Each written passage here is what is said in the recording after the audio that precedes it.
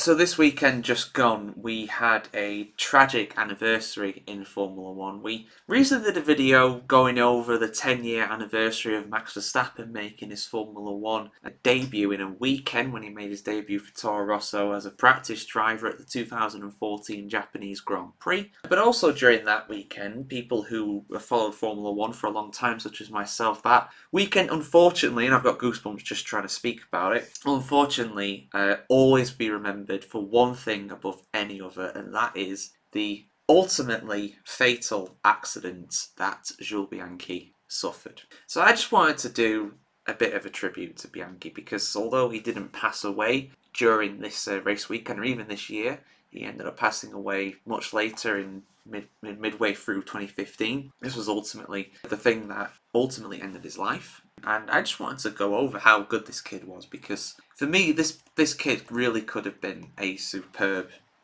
Formula 1 driver. He was a great Formula 1 driver in my opinion. So, and you might be thinking, oh, you're just being a bit sympathetic to him because of what happened to him. He only had a couple seasons in F1. How good could this guy could have been? Well, for a start, he ended up retiring his racing number 17 for Formula 1. So clearly he was someone that was very, very highly rated. In fact, honestly, the easiest way for me to describe Jules Bianchi to a younger audience, an audience that might not have been following Formula 1 for over 10 years, might not be aware of Bianchi. He was Charles Leclerc before Charles Leclerc. That is the way I describe it. And I say that for a few reasons. One, the fact that both of them actually knew each other. Leclerc, of course, being from Monaco and Jules Bianchi being from Nice, which is pretty much next door in France. They ended up, there's a few years between them, but they did know each other growing up.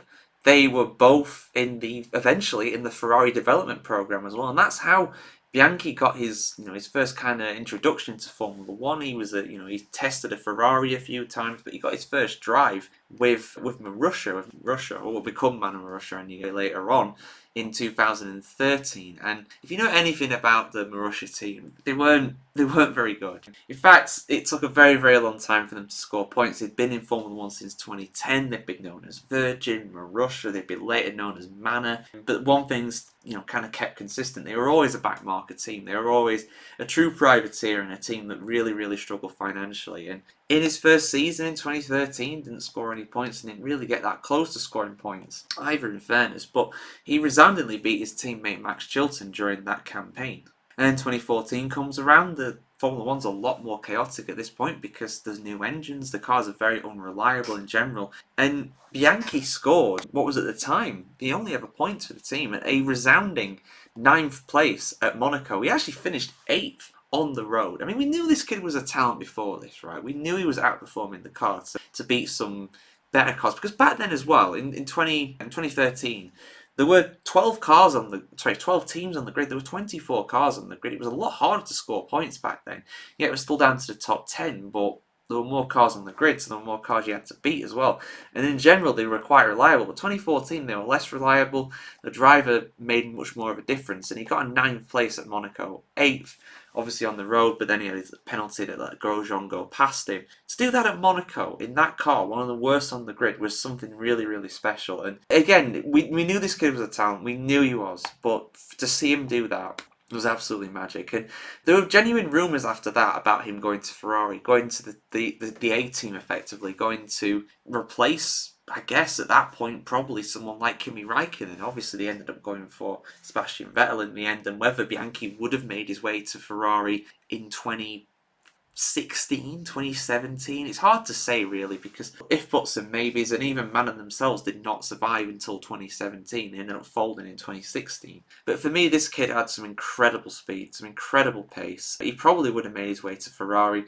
How he would have performed at Ferrari is anybody's guess. But racing was definitely in the blood, because a lot of people don't know this actually, but he was the nephew of Lucien Bianchi. I think great nephew actually, but definitely a direct relative like that of Lucien Bianchi, who was a Belgian Formula 1 driver in, I want to say, the 1960s and 70s, who was not bad himself. I believe he actually got a podium, one of the best Belgian Formula 1 drivers of all time with that as well. But I just want to do a little tribute for Bianchi because, and just to get a bit personal now as well, like I was, how old was I now? I would have just turned 19 years of age when this race was on. I didn't know what happened because it was the Japanese Grand Prix. It was on so early in the morning here in the UK that I was not up to watch it live. And yeah, I didn't know what had actually happened. I just saw that the race was abandoned, and I'm like, oh, well, that typhoon must have really hit again or something, because there was really bad weather, which did contribute to the accident, tragically, as well. But there must have been really bad rain and just called it off early. And then I go on Twitter and everybody's like, pray for Bianchi, hashtag pray for Bianchi, and I'm like, oh no, what's happened here?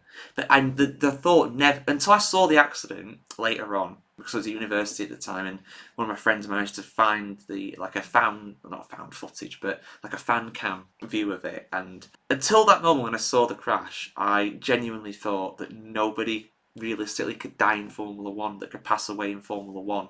But unfortunately, as it proved, I was absolutely stupid, young and foolhardy. I had no idea. I genuinely thought, I knew about Ayrton Senna.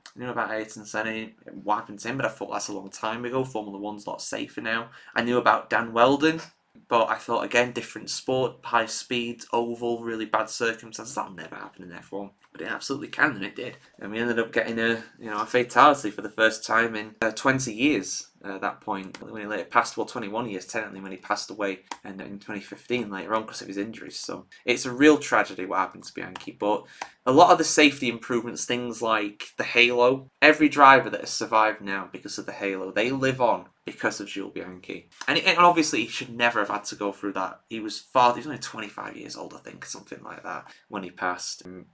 But every driver that lives on now, they live on because of him, of his sacrifice. So God bless you, Jules Bianchi. What a talent. Unfortunately, tragically, what a waste as well. Really, genuinely for me, 100% could have been a race winner. Could have been a world champion one day. You never know. You never know with these things, think about all the great drivers that have come up through, the backmarker teams over the years. Keke Rosberg made his debut in a Fittipaldi, I believe. Ayrton Senna made his debut in a Toleman. It's not uncommon for these world champions to come from really small and humble beginnings in terms of the teams they're driving for. So that's my kind of tribute to Bianchi. I'm a couple days late, unfortunately, with the anniversary. But yeah, 10 years on, pretty much, he suffered a very tragic accident that now I hope will never be repeated, because of the regulations that have been put in place and also the safety measures, things like the halo as well. So yeah, God bless you, Jules Bianchi.